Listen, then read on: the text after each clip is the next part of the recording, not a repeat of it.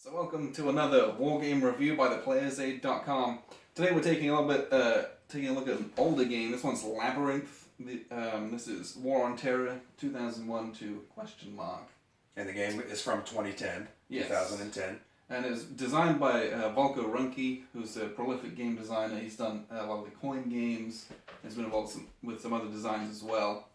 Plus seems like a world-class chap. Yeah. Seems like he's an amazing person. You've done a few interviews with him. I have, yeah. And, always very accommodating, really open and willing to talk to other gamers. Every time I see tweets from conferences or other conventions, he's always out playing with people, and that's fairly rare. Yeah, and that's great. He's very active in the community online, Right. so he does great support for his games, and this is one of his iconic games.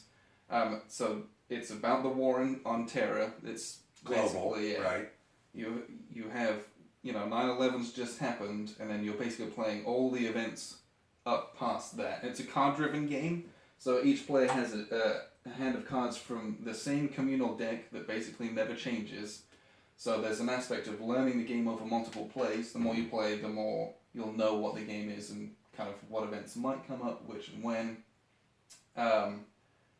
But this deck is full of historical events and social and cultural things that cover really everything after 2001, up until about 2010, and they just released an expansion, Awakening, which is 2010 to 2015.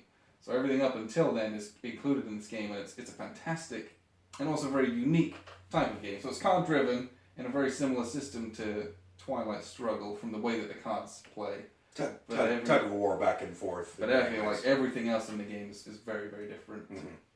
Well, you and I talked as we were prepping for the video, the asymmetry, right? And we talk about that a lot. Both sides have different goals and victory conditions, but this one really is asymmetrical. The U.S. really plays the role of huge war machine, right? Lots of troops, lots of available resources, a lot of ability to kind of move easily or unfettered across the globe to disrupt or strike or do a regime change. Whereas the jihadist, you mentioned it, what did you say on the before we, and this is not a reflection on culture, but they're kind of like the rats, right, in the walls that are kind of moving around, trying to get a foothold here or a foothold there. You move in and they scatter. Right. It's really hard to get rid of them, and that's how they play. You as the jihadist player, you just move. You're trying to spread out across the board, trying to spread the U.S. thin and cause havoc, basically. Yeah, and do as much damage as you can. Couple times during the game, and I love this. It's that cat and mouse game. We say that very much. So. We kind of overuse that phrase, but it's a very good phrase. I would do a regime change. I would clean an area out, go through the 7 or 8 or 9 round process of doing that to change the governance to good and end that regime change. And Alexander would have 4 or 5 guys in an adjacent or couple doors over.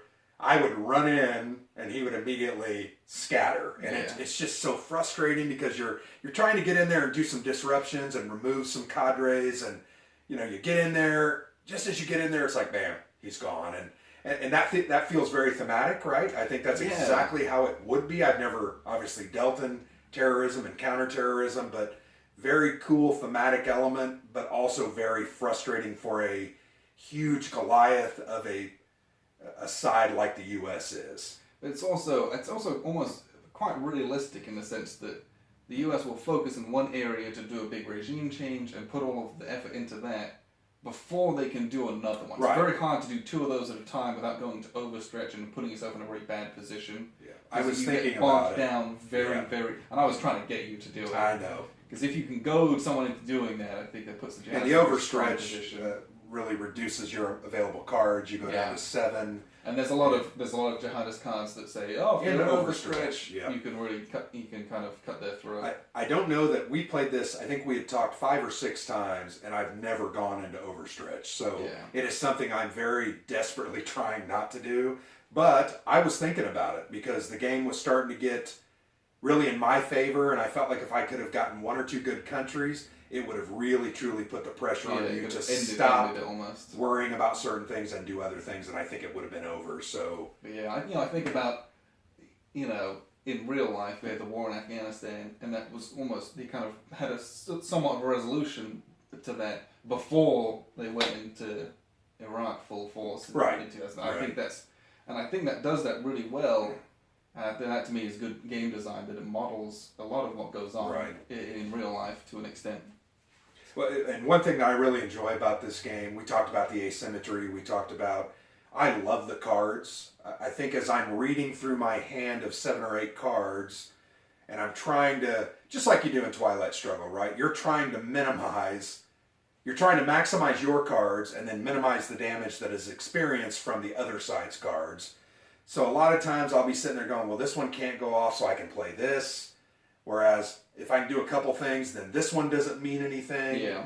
So it's a matter of, it kind of becomes mental gymnastics as you're sitting there trying to almost set in order your 7 or 8 cards to maximize your turn. I love that. I love that planning, and it's quick planning, right? It's not something that I'm necessarily able to do for 3 or 4 turns, but for that one turn, I've got to try to minimize the damage and maximize the utility that I get out of those cards. Yeah, love that. The hand management is manageable. Right. It's not. It's a card-driven game like Empire of the Sun. You have to like pour through every card, and like you're envisioning 100 scenarios you can do with that single card. This is very much a much simpler, like Twilight Struggle. Like your card does this thing. Do I want it for that, or do I want it for the ops? Boom, and then you just pick the order in which you want to do them to limit the bad things that happen to you. The other thing I love about this game is the struggle for the U.S. to maintain their prestige and to maintain their alignment in their global, what do you call that? It's GWAT, but global... The global relations. Relations, just to make sure that if you're hard on terror, everybody else is hard on terror, because they're for a couple of rounds, and we'll show you the board here in a moment, but I was really able to do several War of Ideas and turn several countries to my side fairly easily there in about 4 or 5 turns, and really changed the game for me, moving me towards victory. Yeah. And I had to work really hard to get that. And that's something I really like too. Once again, it's a planning effort over several turns. And any game that gives you lots of, at least a good amount of different things to have to take care of and manage, trying to keep all the plates spinning, so to speak. Mm-hmm. That's a game that I like. It's good intellectual, mental experience. It's provides you with a great challenge with the game as well as the opponent as well. That's something I look for in a 2-player game. Yeah. I like, at least some level of depth to a 2-player game. So, anything else you want to say before we look at the board? Well, we'll talk about this when we look at the board, but I think one of the things I let get out of control in the way that you ultimately won, and we'll kind of show that nightmare scenario for the U.S., I didn't really focus on the Pakistani arsenal or the... These are just the WMDs lying around in Russia and Central Asia. I kind of cavalierly, I guess that maybe isn't a word, but I said, I have enough things that I'm going to be able to take out those WMDs before they... And frankly, I should have stopped you or tried a little harder to prevent that from happening. You ended up, I think, obtaining 5 out of the 6 nukes. 5 out of the 6 in the whole game. And 2 of them, I think you got with some good lucky rolls, yes. Right? You rolled a 1 or 2 and got it. So that was something, once again, I might have put a little more effort in. It might have set me back in some of this other area, but it would have stopped me from really the nightmare scenario where it was an auto win for you. So we'll talk about that a little bit more here, but I love this game. It's fun. I wish we could spend more time playing it, but... So let's take a look at the board then. Yeah. How the game ended up. As you can see, the US has a pretty good center of power here in the middle of the board, which that to me is something that comes up quite often. Yeah, the oil countries. Yeah, if the US can get a good foothold there, that puts them in a good position. I, as the jihadist player, actually won this game. You can take a look up here. I actually was able to transport some WMDs to the United States and sneak those across the border, and then was able to win by setting those off, and the US player was unable... I had one to stop them 3 ops card, but I didn't have a second that would have allowed me. And actually, it's interesting because I remember thinking that turn, maybe I should play one of my lower cards to get some reinforcements, so I could have get some reserves. That was probably a mistake that I made. But yeah, that's how the game ended, and that's an automatic win for the jihadist player. Everything else is kind of about controlling X amount of resources or having a certain number of good aligned or poor aligned countries, and that's how you would win. So mostly the game progressed. I started by trying to take Somalia and work down here because I've never been able to get like Somalia and Yemen to go properly because I wanted to use the pirates cards to get funding through that because I wanted to see how that works. So I had a bunch of guys down here and we started with some Islamist rule being taken over, and as the game progressed with. I would make Islamist rule. There'd be a regime change, and it progressed up the board this way. Right. And it kept I could never get that extra step ahead to get kind of a couple, and then I took Indonesia down here as well, and then I was able to get Pakistan. So I had 3 countries under Islamist rule at one point, but I didn't have enough adjacent in order to win, even though I had the correct number of resources. And that's what I was trying to do. Like I was trying to take this away because this is adjacent, correct? Yes. So I was trying to make sure I get that away from you. And then I was looking to take Afghanistan to have 6, but it just didn't work out that way. And I focused really hard when I saw the opportunity to take Pakistan, because I've never done that before, to be able to take the Pakistani arsenal of WMDs. That's not something I've ever done. So what he's referring to here, if you can see, the Pakistani arsenal there would be stacked. There'd be 3 weapons of mass destruction there. And if you can get in there and do a regime change, you in essence steal those nukes or if they come under Islamist weapons. Rule, they get used by the jihadists. So Alexander did a great job of getting those, and I remember going, dang it, that's going to kill me. And of course it did. And then I got 2 from this box from good rolls. There's a 50-50 based on. And I was trying to get this, maybe to fair, where it would have been a bit harder, a little harder, but it just never worked out.